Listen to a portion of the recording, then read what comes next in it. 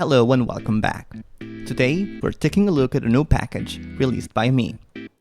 It works for the Universal Render Pipeline, and it's a package that will allow you to create any kind of weather and absolutely any kind of time of day. First, let's get started.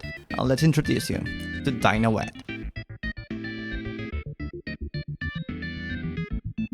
Dynamic, weather, environment, time.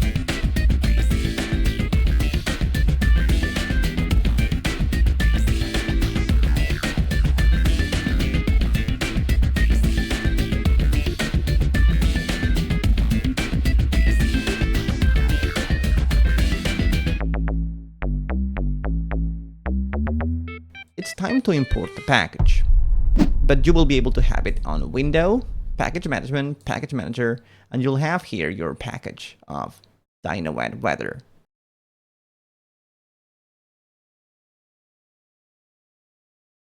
Once we have fully imported the Dyna-Wet package, what we have to do is go into Packages under the Assets folder here on your project hierarchy. And here we're going to be able to see that after the C, we do have a new package called Dyna-Wet. The first thing you want to do once you're in the Dyna-Wet project, or you have firstly imported it, you need to go into Extras and go Dyna-Wet Setup. If you want, you can actually copy this object, and I highly recommend you bring it into your Assets folder. There's a big reason for this, and a big win is going to be that now you're just going to be able to set up any Dyna-Wet scene with one single click, called the Auto Setup. It allows you to know that by clicking the Auto Setup button below, Dyna-Wet will automatically configure itself in your currently loaded scene and project. Before setting up Dyna-Wet, we have to take a look at the game right now as it is. I'm going to hit play and I'm going to show you a little bit of the features it has. But what you can see is that this project uses the default Unity skybox. As you can see, it's not looking so great. It looks quite convincing and quite nice, not gonna lie. But at this point, you would want to use your own skybox. If you create them, or you use a proper skybox texture, which you can then basically go swapping or changing based on the scene you have. Oh, they all, Bob, please. Bob, what you doing? No one knows what leaves deep down there. Bye. Yep, okay. And as you can see, NPCs have points of interest. They go to points of interest on the town, which is way better. What we are here to take a look at is this at the skybox. As you can see, it's quite blank. It's quite bland. It's pretty much like a blank canvas we need to paint on. Dyna-Wet grants you control over time, as well it rotates the sun based on the directions that you want and everything. And we're going to take a look at it right now. As you can see, nothing is changing, nothing's moving, and we cannot have any control over that. It's literally a static skybox. So yeah, and by the way, interiors are accessible. What we have to show you is how will Dyna-Wet work once we have it set up. To properly set up Dyna-Wet, as we have talked before, we need to grab our Dyna-Wet setup object. Once you click on it, you would want to go click Auto Setup. This will grab the current scene loaded, the current scene that you see in game, and it will set up Dyna-Wet on it. If I click this button, suddenly everything has changed. Before we continue, I need to show you what happened once we created our Dyna-Wet object, clicking in Dyna-Wet Setup, the Auto Setup button. Because the Auto Setup has created a set of objects related to our given scene. This is the game scene, which is this one, and in Dyna-Wet, here you can see on scenes that there's a new folder called Dyna-Wet Game Scene. If you go in here, you can see that we have the skybox that has been applied into our world right here. It's the same exact skybox we have. And as well, we have a new object called Weatherable Materials. This is really important once we cover what Dyna Environment does.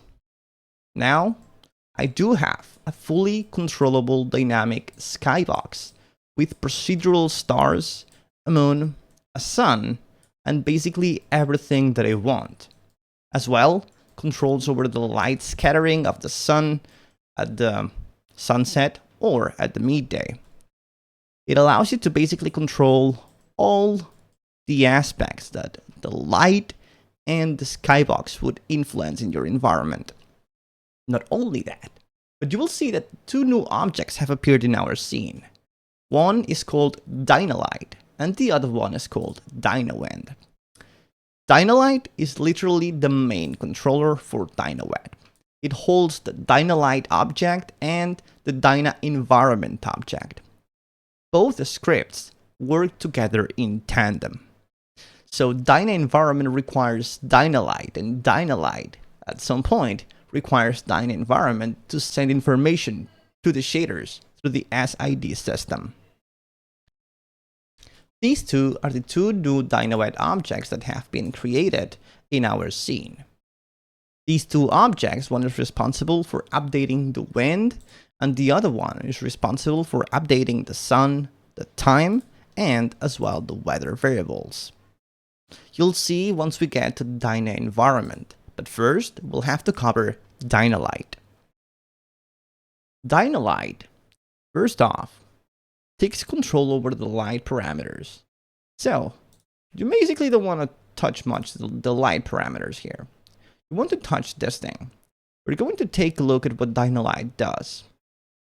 So first, DynaLight allows you to run itself as a static element. Disables the rotation of the sun and the passing of time to allow for a custom degree of choice useful for baked scenes or animations. Again, this is in case you want a given concrete time and a given concrete scenery, and you want to just have that given scenery and nothing change.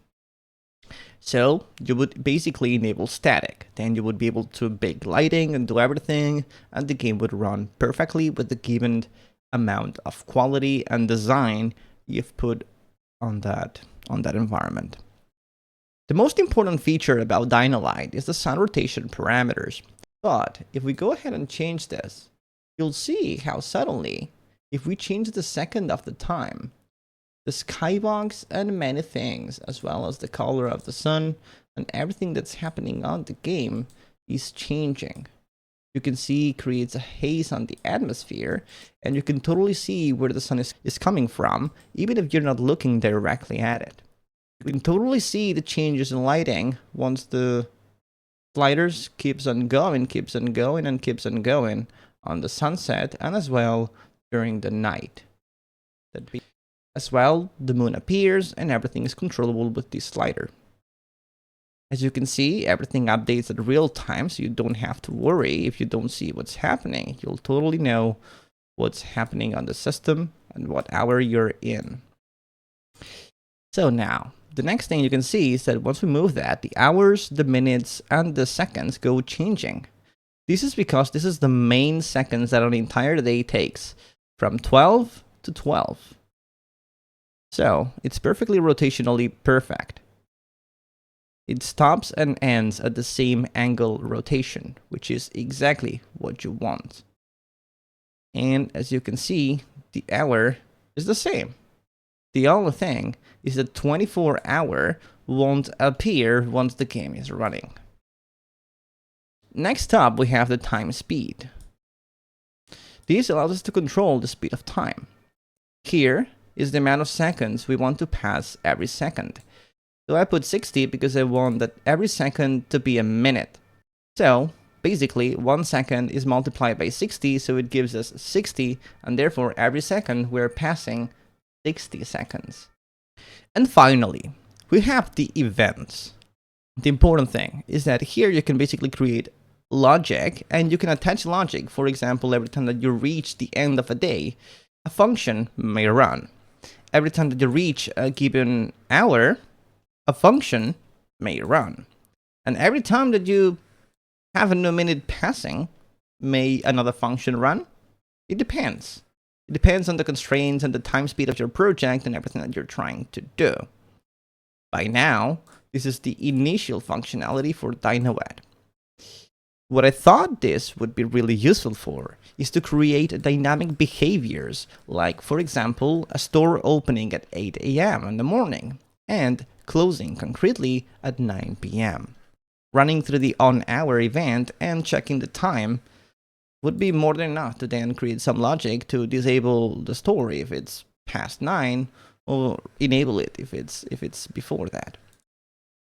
But we haven't talked about something in DynaLight, and it's really one of the most important features. You can totally see that right now, the light is coming directly straight down. If I put this thing to be in the middle of the day, we're going to get 90 degrees.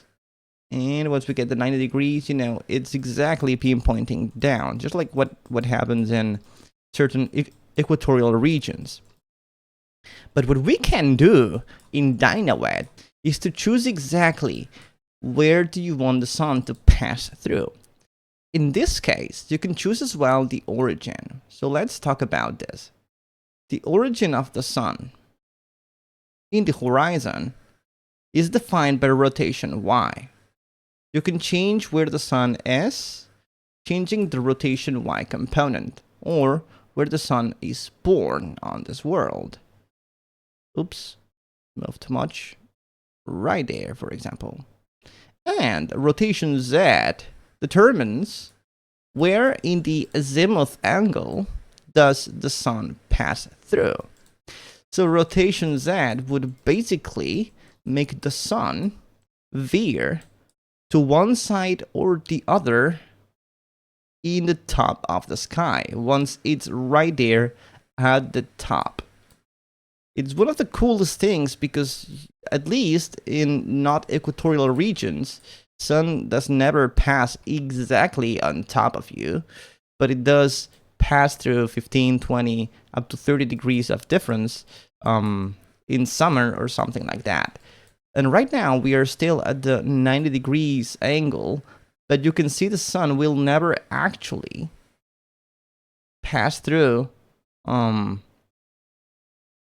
the center of the shadow. It will always cast a separate shadow, and that's basically allowing the system to tell you at which part on the globe, on the supposed globe or world you are in. You could even create polar coordinates or equatorial coordinates using this system. If you want it to be equatorial, you would put rotation z to 0, and therefore, once you move this, rotation z would remain exactly equatorial because sun passes through exactly the top of you. But in other cases, you may want to have rotation z be extremely far away because you are in a polar region. So in a polar region, as you'll see, the sun does something like that. It does not intentionally touch peak height. And this is really cool because it allows you to create many kinds of environments based on many different kinds of locations. And it's really simple, fast, and performant, which is one of the key features for Dyna-Wet. Let's give this at 15 degrees, and let's give it a rotation value of whatever, and we can enjoy perfectly that the sun is not exactly at the pinpoint center. Before we test the game, I want to take a look at one of the parameters here, clouds amount.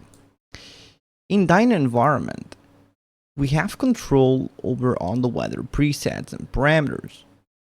We're going to take a look at what happens when we increase the clouds amount here.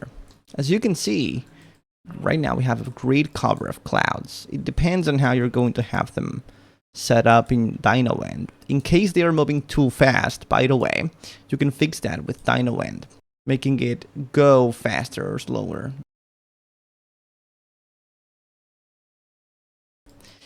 So now that we have the clouds, I wanted to show you how you can modify the clouds parameters before I go and tackle the showcase of how the scene looks only with the dynamic time controls.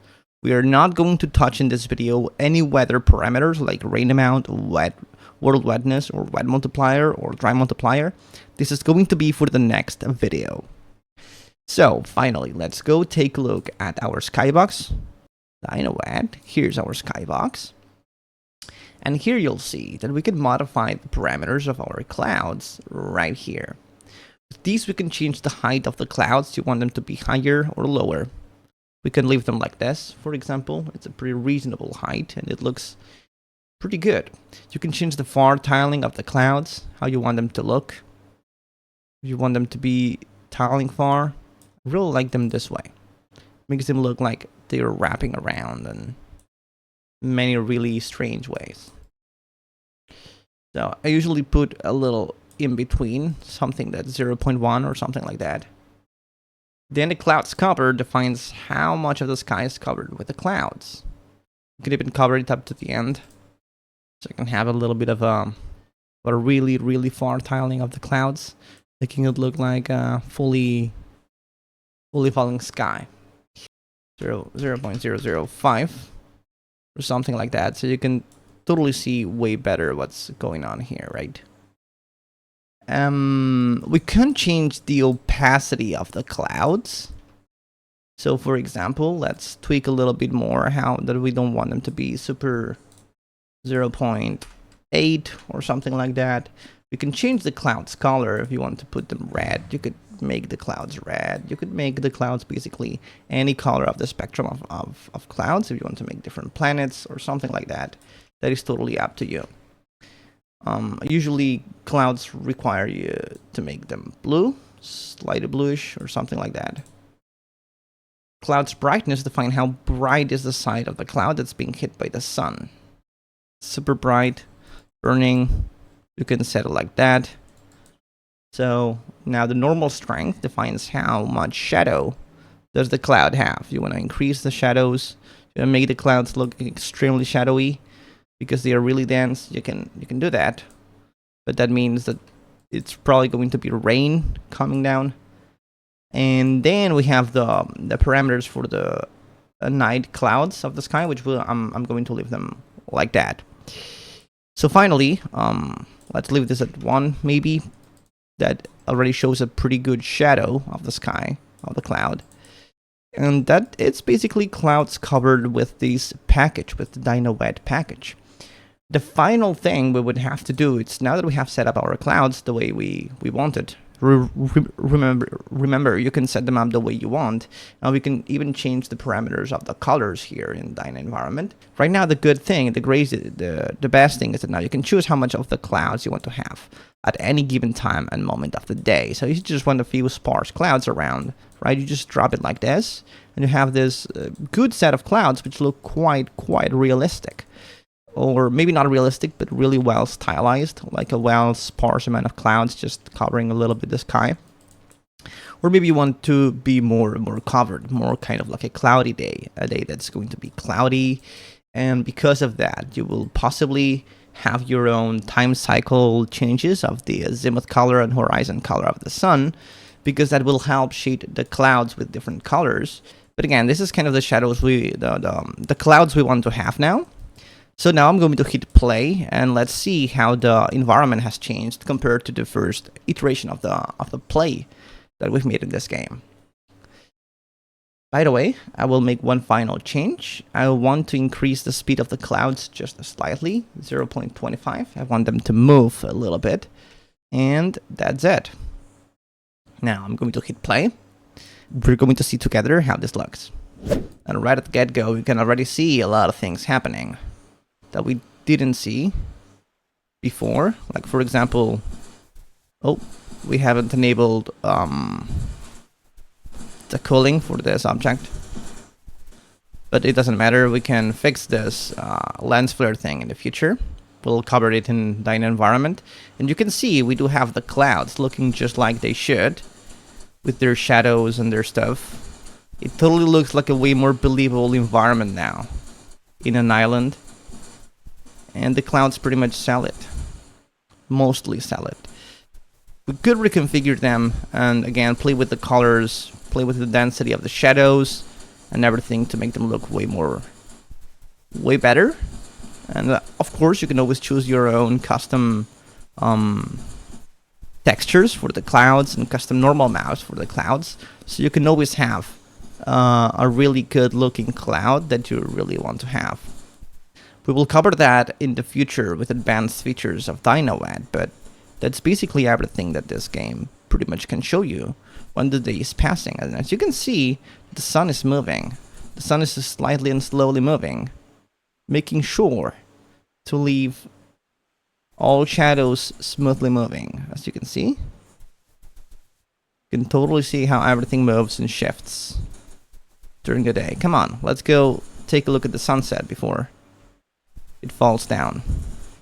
We're going to grab the boat, going to go drive it, and grab the sunset. So now let me change the camera. I put the third-person camera here, and now let's go driving. Oh, I need to de-anchor the boat. If not, it doesn't work. Once we have that, oh, the sound is quite awful, I know. But now let's go and try and see whether we can have a wonderful sunset. It sounds quite awful. Not gonna be lying to you. But here, I believe it's the best place to see the sunset, right? It's a great place to see the sunset. Look at all the clouds right now, properly shading the sun when it's falling. It's wonderful. It's wonderful. So now that we're here, we're going to anchor the boat. We're going to leave the boat. We're going to leave the boat. We're going to take a look at the sunset if we can.